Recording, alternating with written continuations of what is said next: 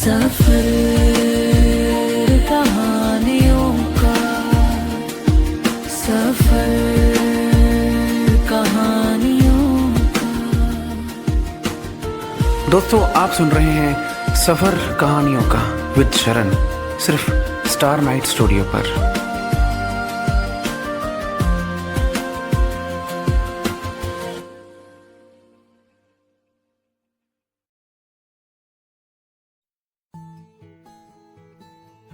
मैं सुनाने जा रहा हूं आप लोगों को मेरी लिखी कहानी वर्दी की कीमत।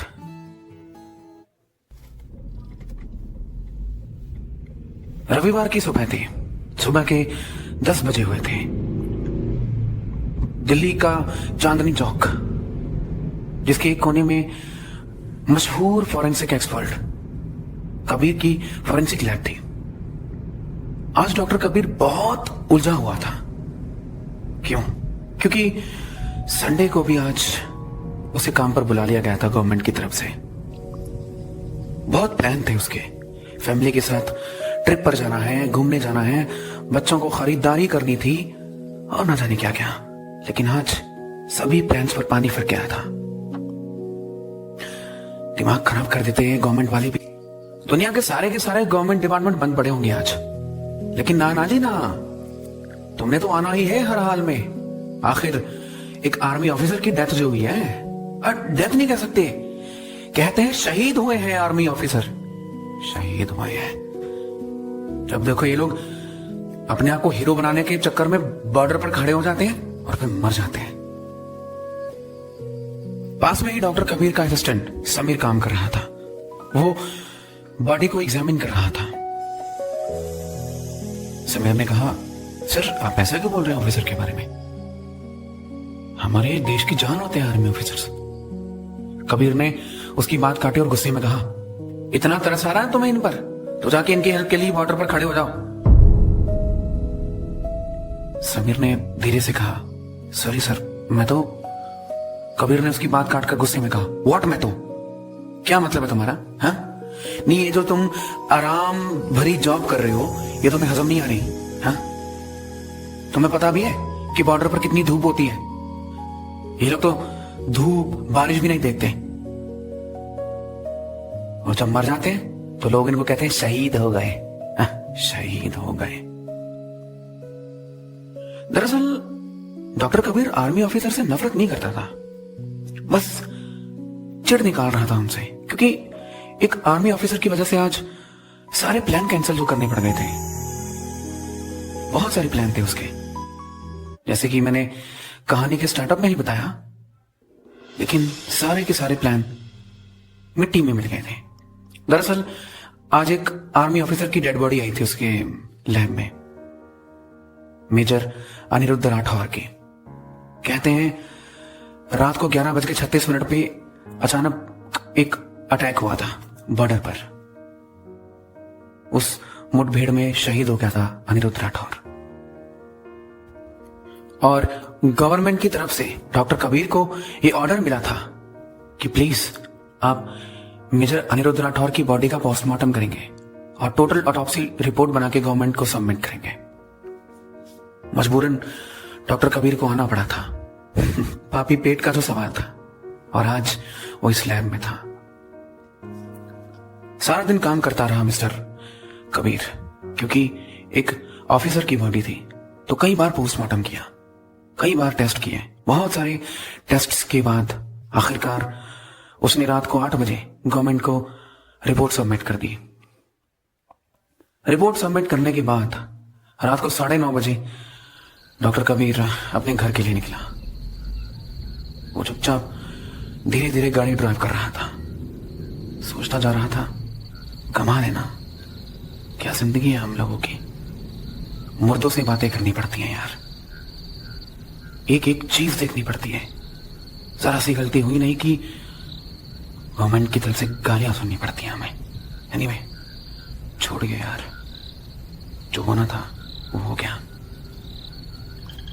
अभी सोचता हुआ जा ही रहा था डॉक्टर कबीर की, तभी अचानक उसे लगा जैसे बहुत दूर से ऐसे कोई आदमी हाथ देके रोकने की कोशिश कर रहा है। उसने उस आदमी से कुछ ही दूरी पर अपनी गाड़ी रोक दी। वो सोचने लगा, रात के 9:45 हो रहे हैं, ये आदमी यहां क्या कर रहा है और ये है कौन? रात का घुप अंधेरा हो रखा था और अंधेरे में कुछ नजर नहीं आ रहा था, लेकिन परछाई से ऐसा लग रहा था जैसे बहुत ही बड़ा बॉडी बिल्डर टाइप इंसान होगा। बॉडी से हट्टा कट्टा और नए नक्श से सुंदर दिखाई पड़ रहा था वो कार की जरा सी लाइट में। वो यही सोचता रहा कि यह है कौन, क्या करूं, लिफ्ट दूं कि नहीं दूं, समझ नहीं आ रहा है। इससे पहले कबीर कुछ सोच पाता, तभी अचानक वो आदमी आगे आया और उसने कबीर की गाड़ी के शीशों पर दस्तक दी। उसने कहा, भाई साहब शीशा नीचे कीजिए प्लीज। कबीर ने कहा, जी आप कौन? उस आदमी ने कहा, अब कीजिए तो सही प्लीज। कबीर ने शीशा नीचे किया और कहा, जी कहिए। जी मुझे महरौली जाना है और मैं अपने दोस्त की बर्थडे पार्टी से आ रहा था तो थोड़ा लेट हो गया, आप मुझे महरौली तक छोड़ देंगे प्लीज? कबीर ने कहा, बैठ जाइए, मैं भी वहीं जा रहा हूँ, शम्मा अपार्टमेंट्स। वो आदमी अंदर आया और गाड़ी का शीशा बंद करके बोलने लगा, काफी व्यस्त आदमी दिखते हैं आप। कबीर ने कहा, जी ऐसा ही हूं, बस सारा दिन फॉरेंसिक लैब में निकल जाता है, रात को कुछ ना कुछ करने में या सोने में। आदमी ने कहा, सही है। कुछ देर तक कबीर चुपचाप गाड़ी चलाता रहा। वो आदमी इधर उधर देखता रहा। कबीर ने कहा, क्या देख रहे हैं सर आप? उसने कहा, देख रहा हूं कि एक फोरेंसिक एक्सपर्ट इतना चिढ़ा हुआ क्यों था सुबह।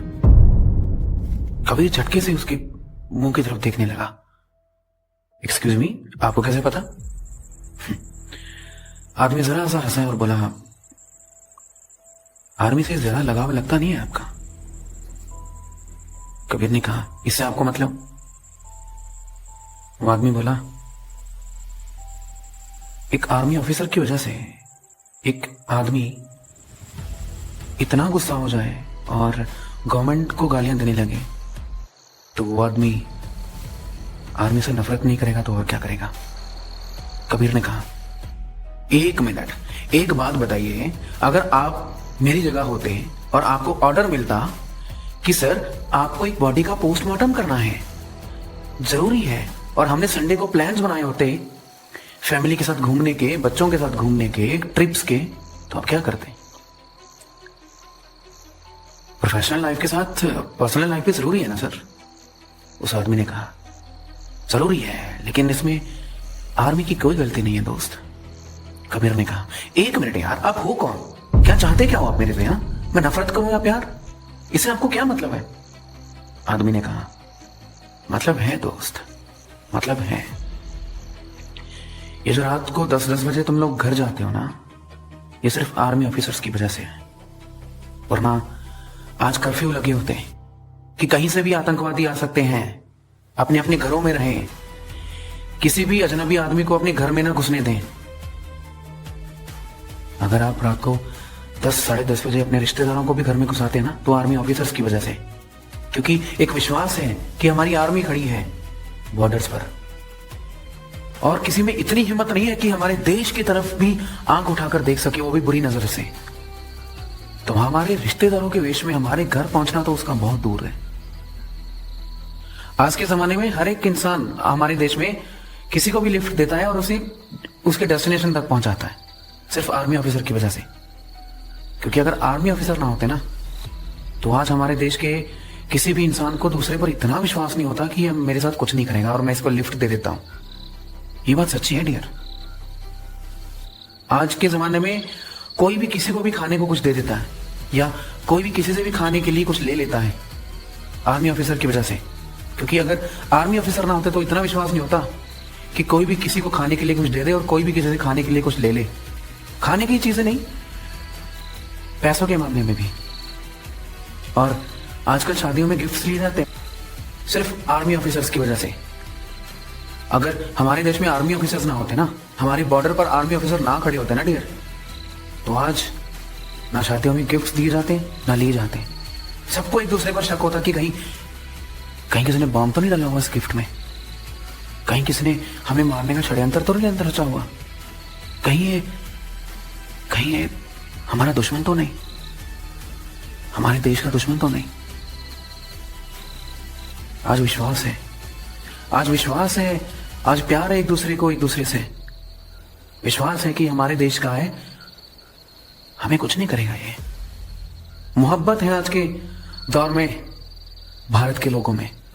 तुम खुद जानते हो कि इतना विश्वास लोगों का, इतनी मोहब्बत लोगों की जीतने और बनाने के लिए हमारे आर्मी ऑफिसर्स क्या क्या संघर्ष करते हैं, क्या क्या संघर्ष करते हैं हमारे देश को बचाने के लिए। आर्मी ऑफिसर्स क्या क्या संघर्ष करते हैं हमारे आर्मी ऑफिसर्स, लोगों को ये सेफ करवाने के लिए, ये फील करवाने के लिए कि भाई तुम अपनी जिंदगी जी सकते हो, तुम कहीं भी जा सकते हो हमारे देश में, तुम कहीं से भी कोई भी शॉपिंग कर सकते हो।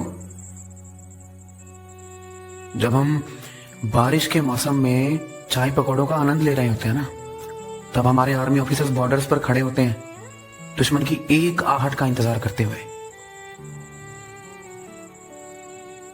अगर हमें पता चल जाए ना डियर कि हमारी मौत इस दिन को होनी है, हमारी मौत आने से पहले ही हार्ट अटैक हो जाएगा, लेकिन हमारे आर्मी ऑफिसर्स को पता है कि कोई भी गोली कहीं से भी उनको आके चीर सकती है, उनका सीना चीर सकती है और वो शहीद हो सकते हैं।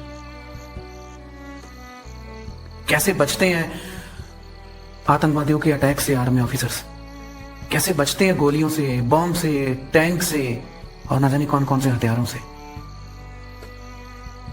सिर्फ हमारे लिए, हमारे लिए। कोई कदम भी हमारे देश का दुश्मन हमारे देश की सरहद के पार रख देना तो उसका लहू तक बहा देते हैं हमारे आर्मी ऑफिसर्स। हमारी भारत मां के लिए, हमारी धरती मां के लिए अपने परिवार तक को भूल जाते हैं हमारे आर्मी ऑफिसर्स। क्या उनकी फैमिली नहीं होती? क्या उनका मन नहीं करता अपनी फैमिली के साथ वक्त बिताने का? क्या उनका मन नहीं करता कि वो सुबह सुबह उठे और उनकी वाइफ उनको प्यार से उठाए और उनको प्यार से चाय पिलाए? फिर भी वो अपनी पत्नियों से, अपनी माँओं से, अपनी छोटी बड़ी बहनों से, भाइयों से दूर रहते हैं ना, सिर्फ हमारे लिए, हमारे देश के लिए। तुम एक दिन अपने परिवार को छोड़ दोगे आर्मी ऑफिसर्स के लिए तो तुम्हारा क्या जाएगा दोस्त? उन्होंने तो अपने 10-10 साल परिवार के बिना बिताए हैं दोस्त। ये भी पता नहीं होता कि वो अपने घर जाएंगे भी कि नहीं जाएंगे। हम चुपचाप अपनी पत्नियों को लेकर मॉल चले जाते हैं शॉपिंग करवाने। तुम्हें पता है इस आजादी के पीछे किनका हाथ है? आर्मी ऑफिसर्स का। वरना आज जगह जगह बम ब्लास्ट हो रहे होते हैं, आज जगह जगह हमारे देश के आदमी किडनैप हो रहे होते हैं, हमारा हर देशवासी मौत की सलाखों के पीछे पहुंचा होता, और आज आतंकवादियों के गुलामी कर रहे होते हैं हम। कभी सोच के देखा है कि उन पर क्या बीतती होगी यार? उन पर क्या बीतती होगी इतना वक्त परिवार से दूर रहकर? क्या उनके आंसू नहीं आते होंगे? क्या उनको अपने बच्चों की याद नहीं आती होगी? कबीर उस आदमी की बातें सुनकर दंग रह गया। उसने एक जगह गाड़ी रोकी और 5 मिनट तक उस आदमी की तरफ देखता रहा। उसने पूछा, पर भाई तुम हो कौन? इतना प्यार क्यों है तुम्हें आर्मी से? और तुम्हें पता कैसे चला कि मैंने लैब में गुस्सा किया था सिर्फ आर्मी ऑफिसर्स पर? तुम नहीं जानते दोस्त, मैं भी वहीं था। कबीर ने कहा, लेकिन मैंने नहीं देखा आपको। उस आदमी ने कहा, लेकिन मैं वहीं था दोस्त, तुम्हारे सामने, तुम्हारे पोस्टमार्टम ऑपरेशन साइट पे पड़ा हुआ था मैं। ये सुनकर कबीर अचानक दंग रह गया। मतलब इससे पहले वो दोबारा उस आदमी की तरफ देखता, वो आदमी वहां से गायब हो चुका था। कबीर के होश उड़ गए थे कि ये क्या था और ये आदमी कौन था। तभी अचानक उसे याद आया कि ये चेहरा तो जाना पहचाना है, ये तो जाना पहचाना है। मतलब ये मेजर अनिरुद्ध राठौर। मतलब उसने फटाफट अपना बैग खोला और उसने अनिरुद्ध राठौर की रिपोर्ट की कॉपी देखी, अपने मोबाइल की टॉर्च ऑन की और उस चेहरे को ध्यान से देखा। ये वही आदमी था जिससे कबीर थोड़ी देर पहले बात कर रहा था। इसका मतलब ये मेजर अनिरुद्ध राठौर था। कबीर को कुछ समझ नहीं आ रहा था, उसका दिमाग घूम गया था। उसने फटाफट गाड़ी स्टार्ट की और अनिरुद्ध की सीट की तरफ देखते हुए उसने वहां से तेजी से गाड़ी भगा दी और अपने घर पहुंचकर ही उसने चैन की सांस ली। बस इतनी सी थी ये कहानी।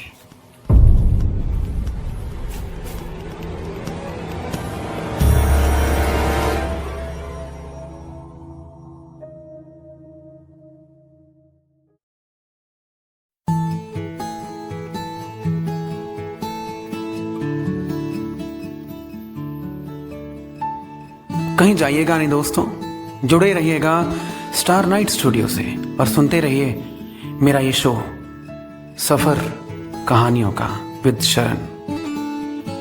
अगले संडे फिर आ रहा हूं मैं एक नई कहानी के साथ। सुनते रहिए सफर कहानियों का